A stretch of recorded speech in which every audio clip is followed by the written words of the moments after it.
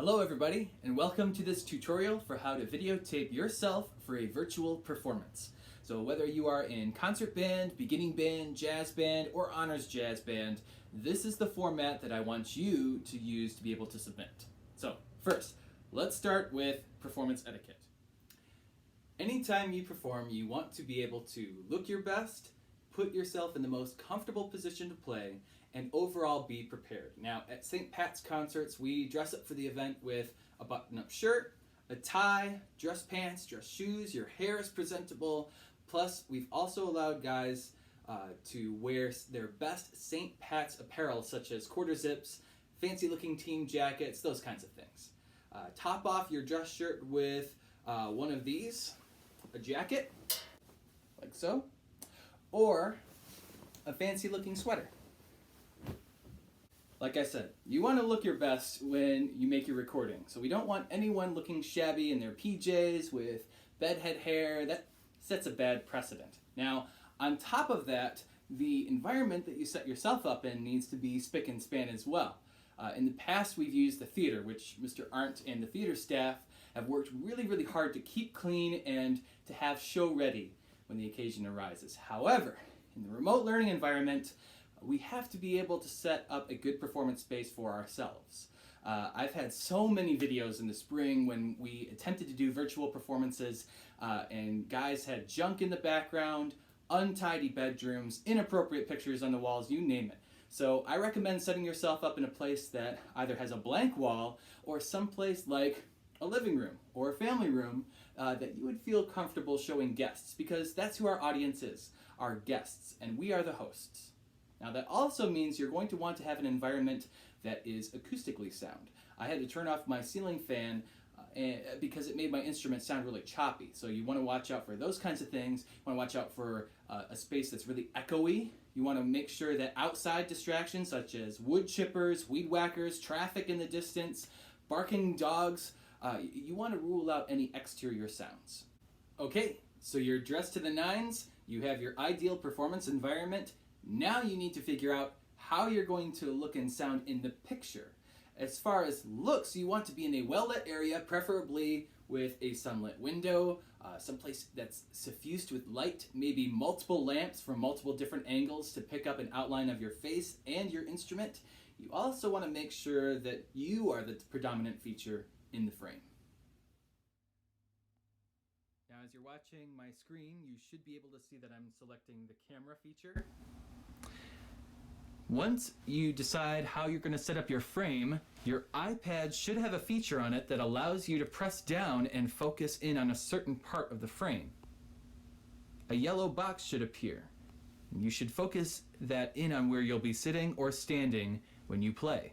Also, make sure that your iPad is set up either on a stand or a chair or somewhere safe in a landscape or lengthwise position, not a portrait or vertical position like if you were going to take a selfie, but long ways, so that way we can get a landscape view and I'll have a better chance at editing.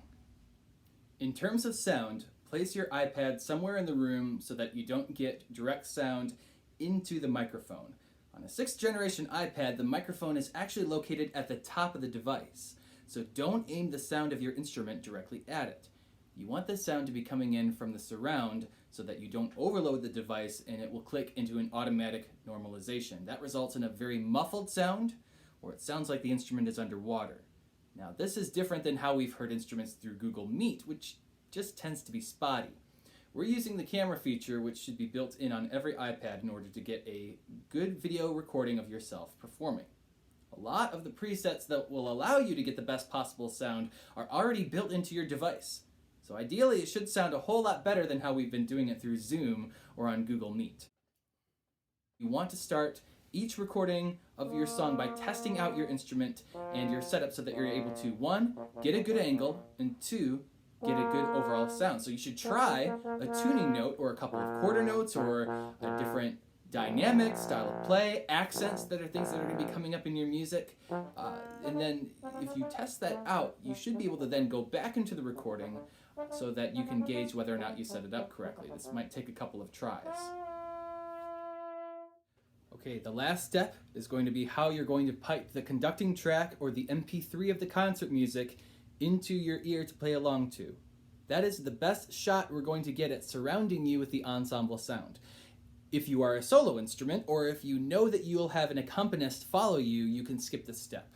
If not, you will need to have a pair of headphones or something jacked into your computer, laptop, iPad, or iPhone MP3 player. I use my AirPods using the Bluetooth feature. Headphones are so that you can hear the ensemble and the track doesn't get picked up on the recording. Now, the best way not to clutter yourself, like trying to use one device like your iPad in order to do everything, space yourself out. Print out your music so that you don't have to watch it on your screen and you have to scramble at the last second for a reset. No, set it on a nearby music stand after you print it out, or somewhere where you can see it comfortably, so that way you don't have to use one device. Use more than one device. For example, I'm going to use my iPad solely for video and use my iPhone hooked up to my earbuds to pipe in the music that I need so that I can play along. Quick note here, it is important that you get enough practice so that you can effectively play along with the MP3s. Please take time to practice before you sit down and do this project. So, everything's set up. Now it's time to record. We need one recording beginning to end of each song that we've been working on. Our concert order will go like this. Beginning band. All of us have a part in Hard Rock Blues. That's what we should be recording. Concert band. Gio is playing number 26, Alma Mater. Will is playing the Bach Cello Suite along with The Swan, which will later be accompanied by Anthony, who will need solo tracks for Hard to Say I'm Sorry and Let Her Go as well. Jazz band. The order will start with Just in Time and Fiesta Latina. Honors Jazz starts with Calle Ocho, What a Wonderful World, and In the Mood. Then both jazz bands will collaborate on Buck Jump. We need one of each of these assigned songs from everybody who has a part to play. Please look on Google Classroom for a full rundown of the virtual concert project. You're going to find the MP3s that you need, conducting videos, a practice profile for each student, and this recording tutorial. And then we should be able to work on this virtual performance project, which is in essence your semester final, as well as a chance for us to showcase all of the progress and talents that we have cultivated over the course of this semester. So, thank you so much, and as always, peace.